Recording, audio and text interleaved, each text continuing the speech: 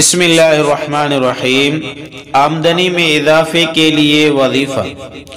اسماء الحسنہ میں سے ایک اسم مبارک ایسا ہے جس کو پڑھنے والے پر اللہ تعالی اپنے عطاؤں کے خزانے اس کے لیے کھول دیتا ہے۔ جو چیز وہ دعا مانگے اسے مل جائے۔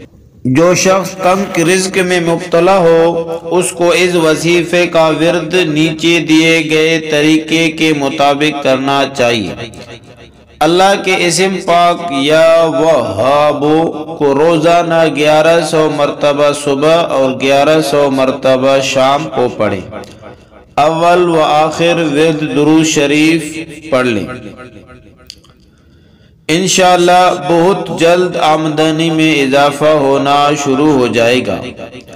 اللہ تعالیٰ کے اس اسم مبارک کی برکت سے اللہ آپ کو تھوڑے ہی عرصے میں غنی کر دے گا۔ جب مقصد حل ہو جائے تو اس اسم کو ہمیشہ کے لیے پڑھنا اپنا معمول بنا لیں۔